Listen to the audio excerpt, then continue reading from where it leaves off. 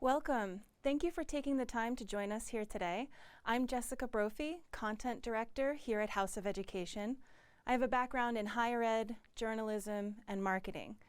I'm not going to introduce the company today since most of you are already clients with us. And today I'm joined by our paid media team, Ayodeji Atere and Vugar Gasimli. Hi, I'm Ayodeji. I work on the paid media marketing team here at House of Education. I have a background in health science, and I've been working in the marketing space for roughly about 5 years now, navigating the very dynamic industry of marketing. Okay. Hi, I'm Vugar. I work at House of Education as a media planner. I'm also a digital marketer and experienced in digital marketing and certified in omnichannel advertising. And I'm happy to be in here. Thank you. Great. So the three of us are here today to talk to you about how to use data from your quizzes to train social media platforms like Facebook and Instagram to seek out more top quality student applicants. So we're going to start with a brief overview of how the digital advisors work, how we define an ideal student profile in the context of our project here, why using these profiles as a custom event on social media delivers results, and what you need to get started. So, here at House of Education, we think about your quizzes every day, all day long. But chances are you're not really thinking about them or looking at them every day. That's one of the benefits of the product. So, we're going to give a brief overview of how our quizzes work and what kinds of definitions we use so that we're all on the same page. So, our quizzes are lead generation tools that ask prospective students questions about their background, their interests, their goals. We use those responses to inform them of a fit to your university or program. So the goal of the quiz is to capture leads, but it also captures a lot of data. And our clients use quizzes at all levels of the recruitment funnel. So we have some clients that use it at kind of an overview level. So is this university right for me, or is this program right for me, kind of an awareness campaign. And then we have clients that use it to help students figure out which is the right program for them. So is it program A or program B? And then we have clients that also use it much further down the funnel as kind of an eligibility checker. Do I have the right qualifications for this particular program? Yes, exactly. So what we know is once the prospective students answer the questions, we get to know them better. So we understand who they are, what they would like to study, and if they're, the most important is if they're fit to this program, right? By collecting this list of informations, we are able to build something called ideal student profile. So what is ideal student profile is basically that goes completely beyond what we usually collect from Facebook as standard information such as first name, last name, email address, or their phone numbers. I mean, a good example of my ideal student profile would be to compare a master's program and an MBA program. So if we look at a master's program, for instance, for a student or a prospective student to be ideal, they probably would need to have a bachelor's degree, a certain level of language proficiency. Whereas if we look at an MBA program, it is a combination of the master's criteria and some certain years of work experience. I mean, it could also be the time they want to study, or do they even have, funding to actually fund their education. Now, only when a student meets all of this criteria are they deemed ideal. Yeah. All right, so I understand what makes an ideal student profile, and it's easy to see how valuable that is to our clients. And I can see how it goes beyond the basic data of email, name, phone number. But how is this relevant to Facebook or Instagram? Well, when we collect this data, what we do is we feed this information back to Facebook. So the ideal student profile data would include, they have a certain level of bachelor's degree, they have like their language proficiency. Now we feed all of that to Facebook and many more, and then we create a custom event, around this profile. So that when we use this custom event during our conversion campaigns, Facebook is able to deliver or show our ads to people that are, similar or have similar characteristics. Okay. So we're teaching Facebook by feeding it data to better understand who to show the ads to. Absolutely. It is based on, historical data and also similar characteristics. When Facebook takes a look into the segment, it increases the likelihood of, us, getting similar people and getting more leads with the same bachelor degree level, with the same English level. That is exactly how it works. Okay, but don't the platforms already let you target audiences by demographics or interests, behaviors? Why do we need to do this custom event then? Well, they certainly do. You do the targeting. However, our main focus in here is to collect the data. And how do we collect the data and how do we use this data? So basically, when we create a campaign, we collect the data from the users, and then we send this data back to Facebook. And Facebook combines this data, and then when we launch the new campaign or optimize our existing campaigns, Facebook already knows what we are looking for and where the Facebook should go to find us the ideal student profile. So at this stage, we are able to train Facebook and Instagram so that they can get to know our audience, what we are looking for, and what we want from this data. And yeah, that's the most important thing in here about the data collection. So how do we get the data from the quiz? So the student answers, the prospective student answers a bunch of questions. How do we get that data from the quiz to Facebook or Instagram? Well, at this stage, we use something called Pixel, right? So what is Pixel is a small code that you install it into your website. And after that, based on this, the Pixel starts collecting the data and the actions of the users on your website. And afterwards, you're able to create the custom events. And based on this, you're able to launch the campaigns. Okay, so what's a custom event? What does that mean?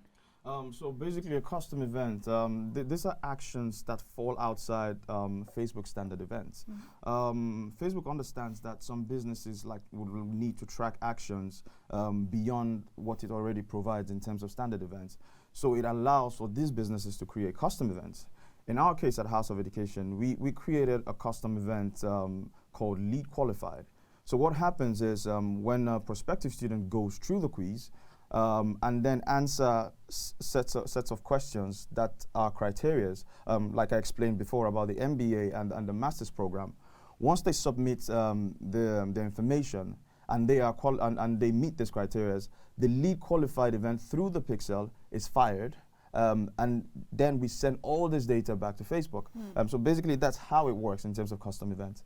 Okay, so with more information, Facebook is able to show our ads to people in our audience with a higher likelihood of being qualified leads. So we're optimizing for the behavior of completing the quiz and fitting certain qualifications rather than whether or not they click on an ad or look at something. Correct. Okay, I like this idea. This seems like it could be really promising, kind of harnessing the power of the Facebook and Instagram algorithms to work for us.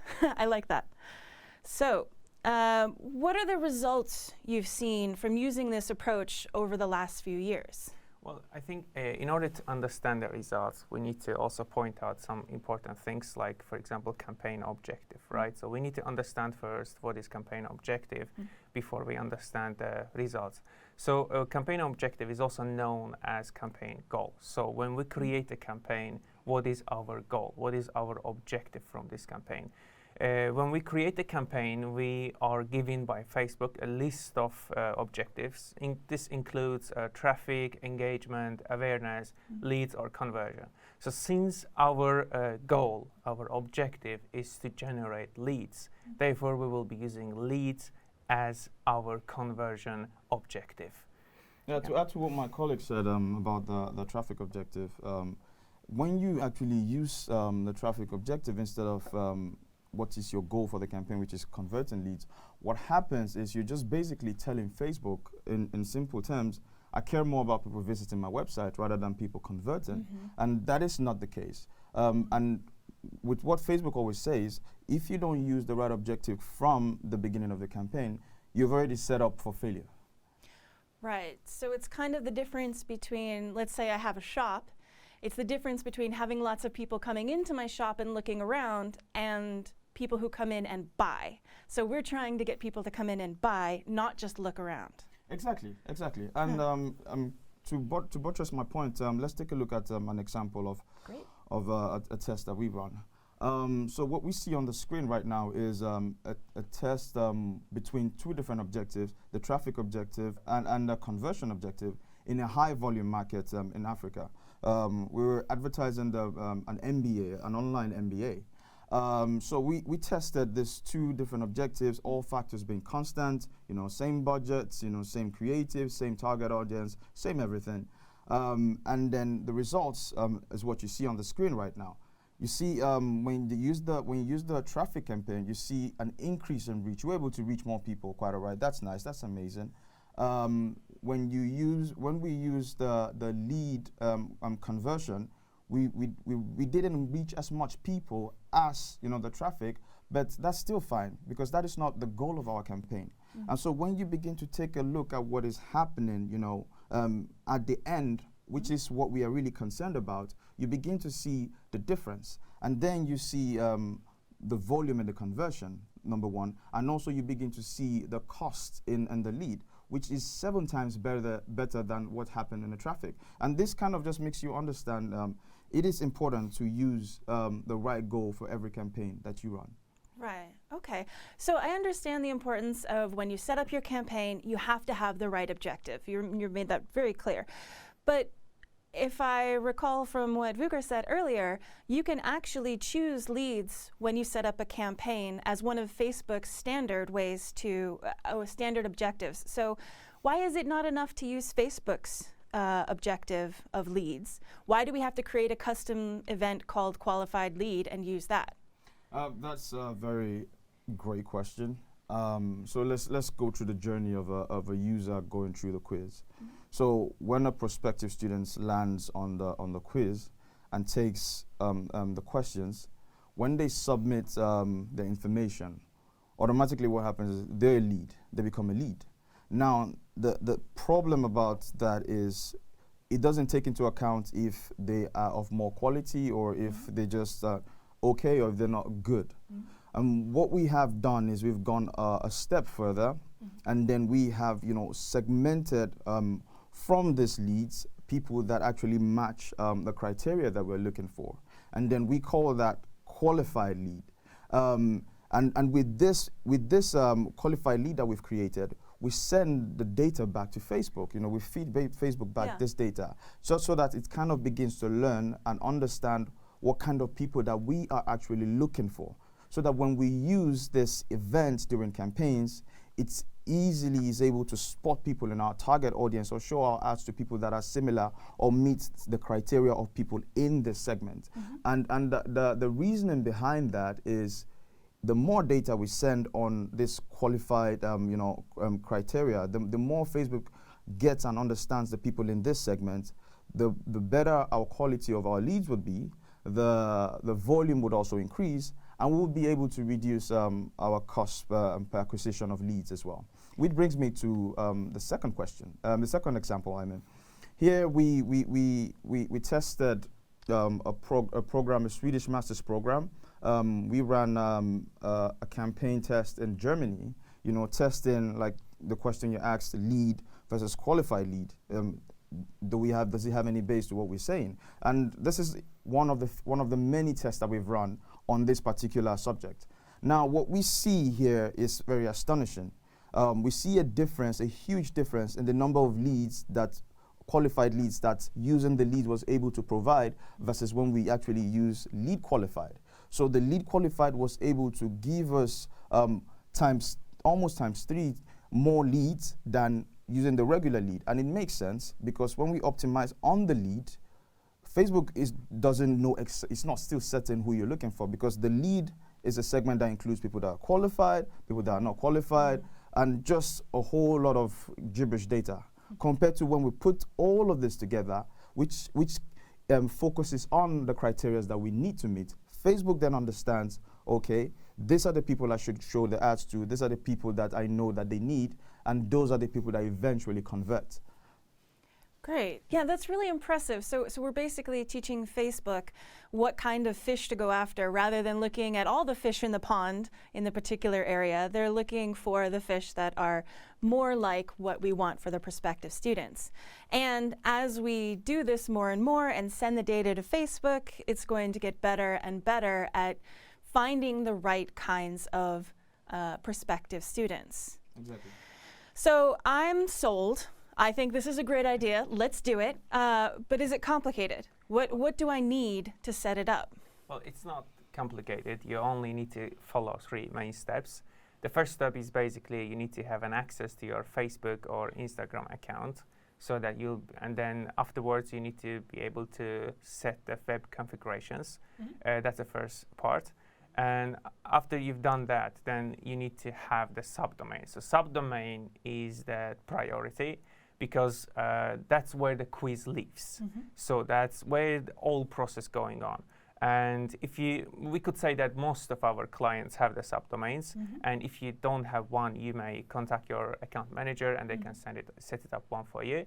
As a last step, basically, you need to set up the Facebook pixel, right? We already discussed this earlier. The Facebook pixel is the pixel is a small code that you add it into your website, and then it starts collecting the data and your users' actions, what actions they take on your website. And afterwards, you create a custom conversion, which we call the lead qualified, and then you start collecting the data and launching the campaign. Okay. Yeah. Okay, so I need 3 things, right? I need to have my quiz on a subdomain. So instead of cooluniversity.com, it's quiz.cooluniversity.com. I need to have a pixel in my quiz to track the user behavior. And I need access to my university or program's Facebook and Instagram page.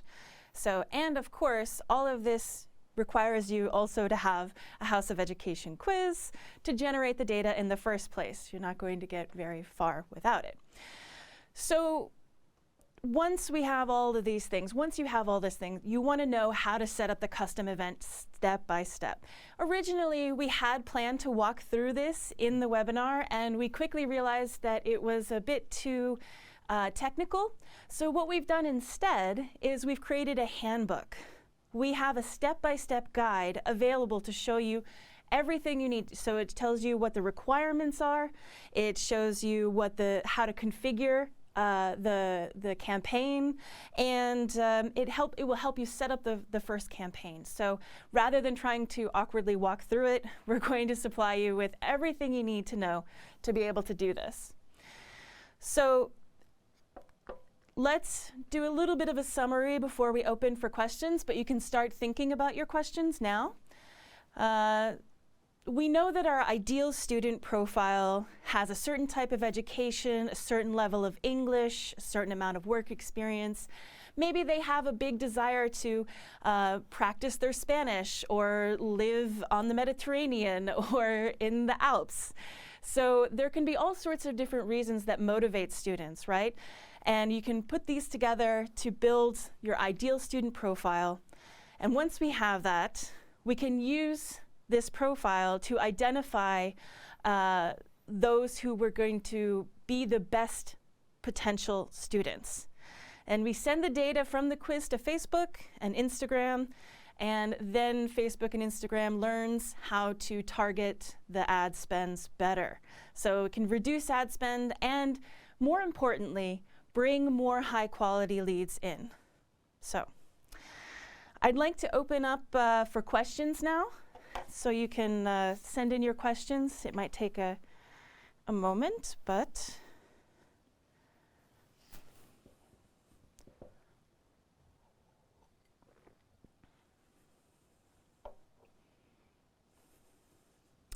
all right, we have a question from Alice. What can I include in my ideal student profile? Your ideal student profile basically is created based on probably the right students that convert for your program, for example. So, I mean, apart from what I mentioned in terms of degree level, in terms of English level, in terms of education or whatnot experience, you could include, for example, start studying dates, those that are likely to study soonest, You could include funding question to know exactly who has the funds for your program. You could also include a lot of things, probably also related around interests, or behaviors, for instance, if you want to track the behaviors as well. So I mean, it's limitless. You can include whatever you think is right for you as a client. Okay, no, thank you. You're Thank you very much. We have another question, and this one's from David, and the question is can this work for other channels, other platforms, or is it just for Facebook and Instagram? Well, basically, we've set up this strategy for the Facebook. Well, obviously, that works for the other channels. As we said earlier, that we're doing the omni-channel advertising. The difference is about creating the pixels and standard events. Of course, that is different in every channel. It's not exactly the same as it is on Facebook. However, the process is the criteria you set up for ideal student profile is exactly the same, and that works for the other channels as well. And to add to what my colleague said, we also use this on other channels. I mean, we run advertising on Google, on TikTok, on Snapchat, on Bing, on LinkedIn. So we really do the omni-channel thing. Okay. So the concept remains the same, even if some of the technical details might change a little bit, like not from the ground up, but so the concept remains solid. Exactly. Great, thank you. Any other questions?